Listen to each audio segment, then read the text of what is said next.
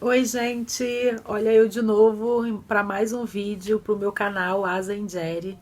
Agradecer a galera que comentou no vídeo passado sobre Maafa. Fiquei muito feliz porque é um tema ainda muito novo, né? As pessoas ainda têm muitas dúvidas e inclusive fiquei com vontade de fazer outros vídeos sobre os exemplos de Maafa que acontecem na nossa vida, né, nas nossas experiências. E aí, aproveitando também para pedir para vocês deixarem seu like, se inscreverem no canal, ativarem o sininho, que eu tô na meta dos 1.000 inscritos. Falem no meu canal. Lembrando que todos os vídeos eu deixo a referência na descrição dos vídeos, para quem tiver curiosidade, quiser se aprofundar mais, verificar alguma informação que eu tenha falado e queira saber realmente como é que funciona essa informação, sinta-se à vontade, porque a ideia do canal é pluralizar o debate, massificar o conhecimento, atravessar os muros da academia, né, e utilizar a ferramenta do YouTube. Aproveito também para vocês seguirem as minhas redes sociais, que vão estar aqui. Então, o tema do vídeo de hoje é educação pluriversal. Né? O que é educação pluriversal? Como nós podemos pensar a educação pluriversal? Mas logo depois da vinheta.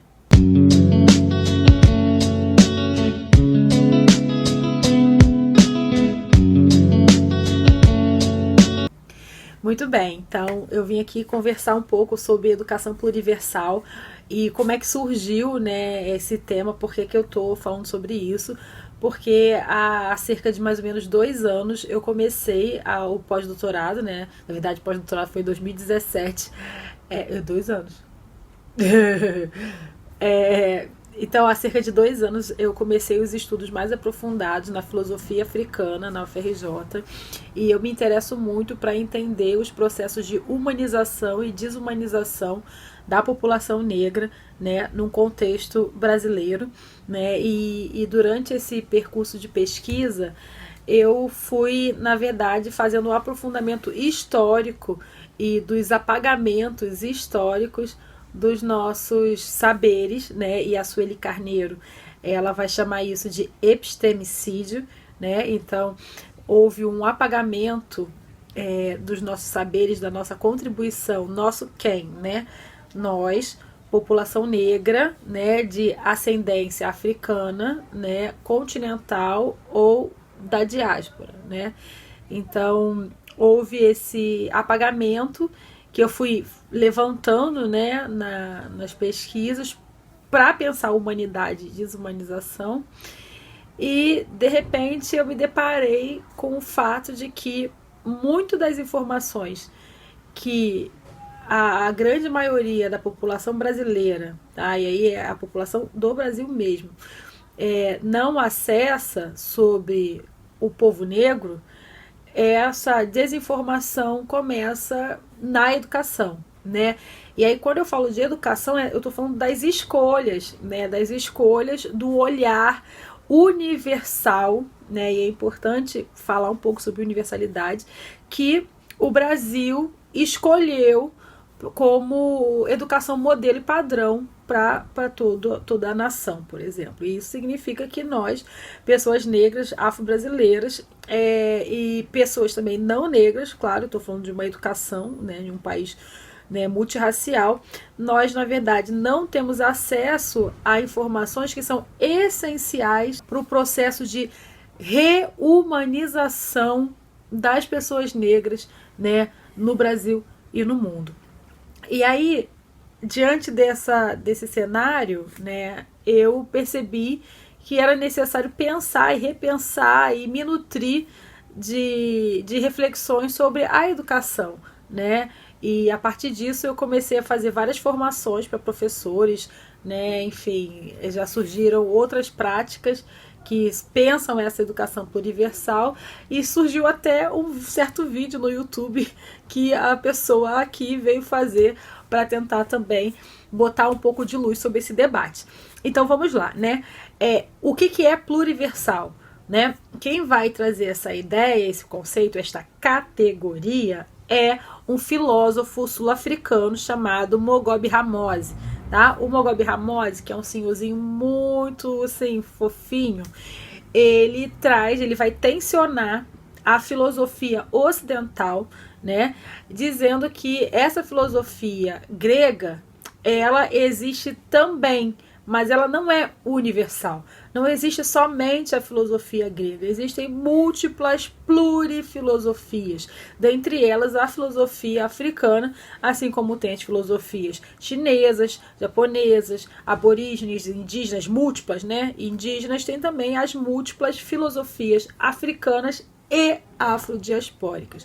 Então, o Moghaby Ramose vai trazer esse tensionamento, e o professor Renato Nogueira, professor da Rural, ele também, com a ideia da afroperspectiva, ele traz o tensionamento da pluriversalidade também, sobretudo no livro dele, Filosofia e a Lei 10.639, em que ele vai discutir, né, os motivos pelos quais a lei não abarca a filosofia, né? Então, considera-se, né, que a filosofia é algo unicamente greco-romana e comete um epistemicídio com todas as demais filosofias que nós, enquanto sujeitos humanos, né, pertencente ao mundo, né, sujeitos de um mundo, precisaríamos também saber para podermos nos sentir mais plenos e críticos diante dos fenômenos que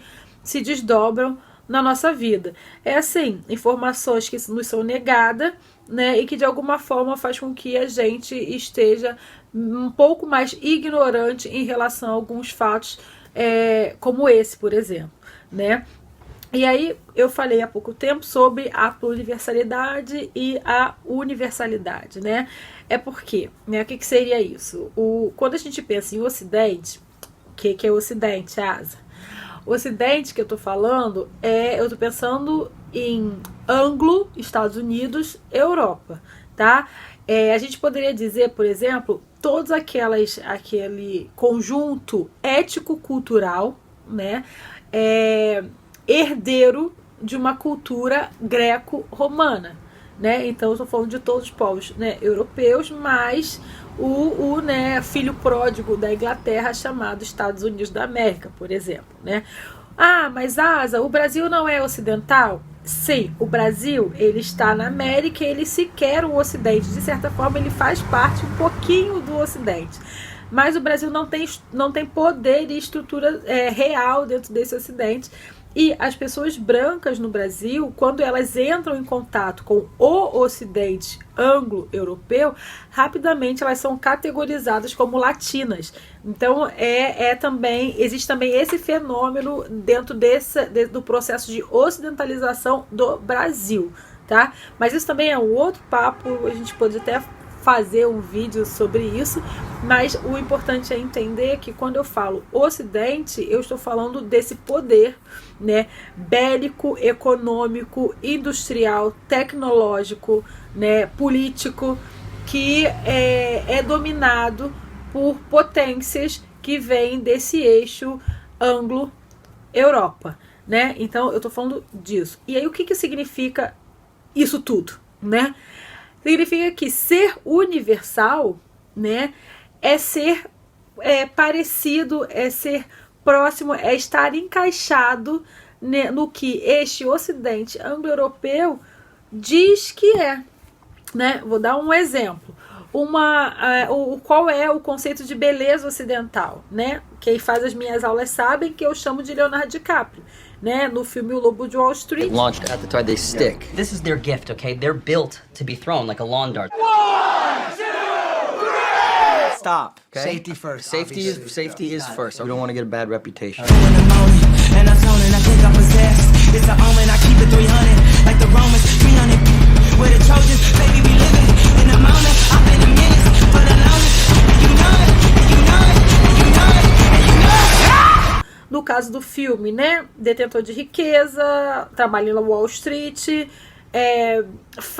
não tem nenhuma empatia, usa droga na rua e nada acontece, inconsequente, irresponsável, mas nada acontece com ele porque ele é ali uma pessoa que está dentro da escala ocidental de humanidade, que é definida por esse senhor. Asa poderia chamar de Trump?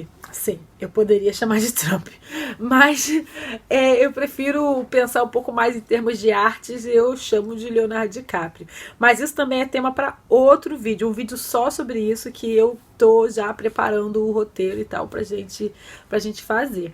Mas voltando aqui, então esse padrão de universal significa que é dentro da lógica ocidental, né? E que essa lógica ocidental, ela exclui, e não só exclui, ela exclui, elimina, apropria, rouba,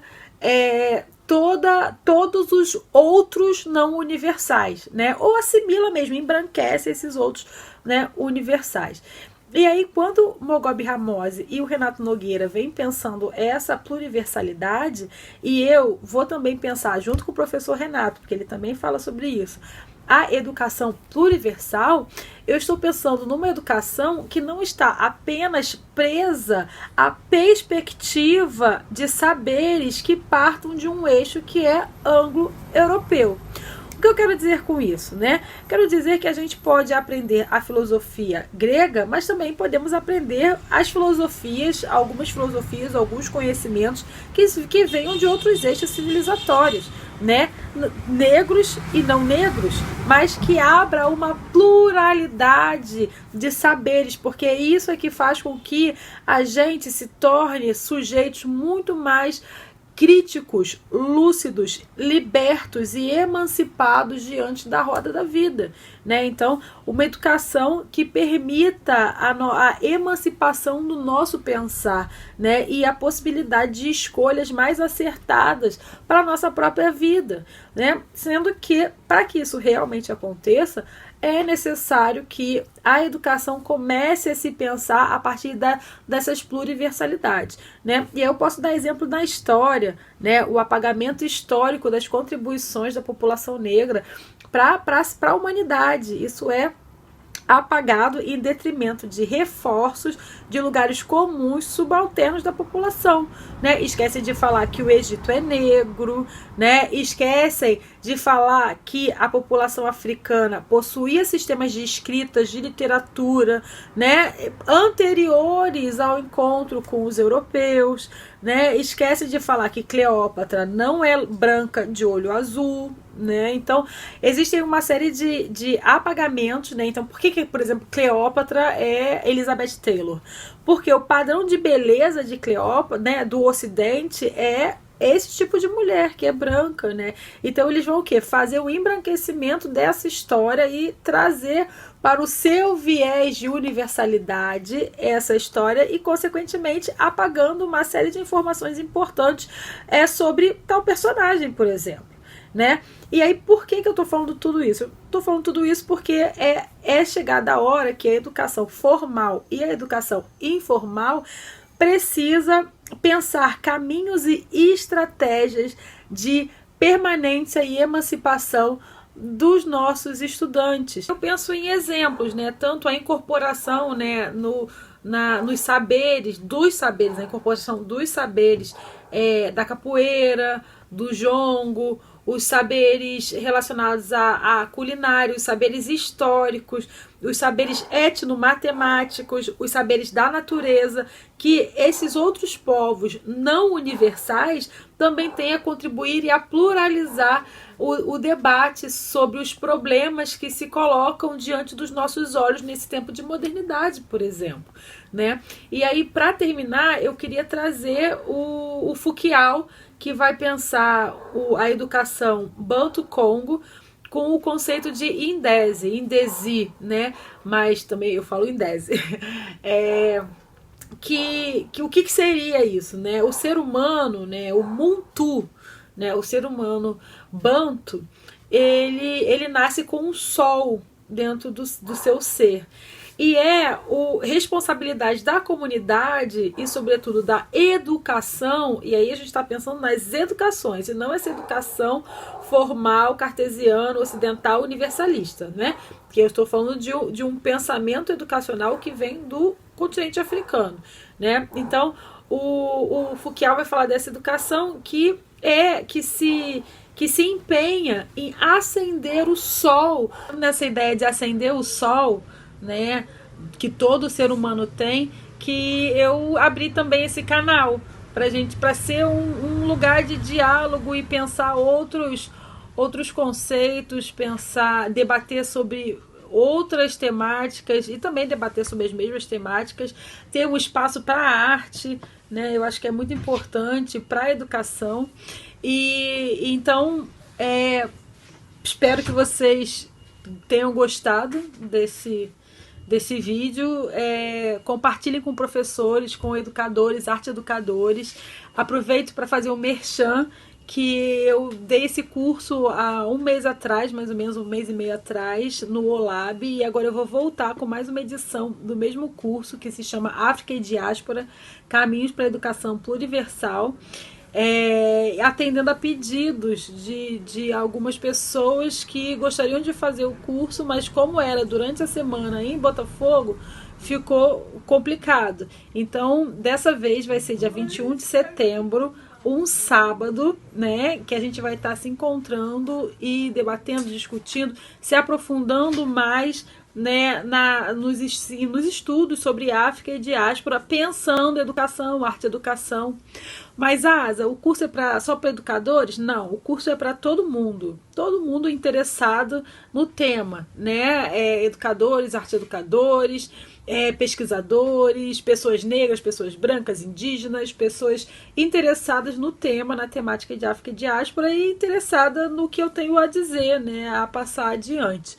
E se você gostou desse vídeo, se você gostou das ideias que eu tenho passado, vou indicar aqui os outros 2 vídeos anteriores a esse, que foi o primeiro, o Oboró, a crítica que eu fiz à peça, Oboró Masculinidades Negras, e o vídeo da semana passada sobre o que é a Maafa. E aí eu agradeço a paciência, agradeço a atenção, aguardo os feedbacks e até quinta-feira que vem.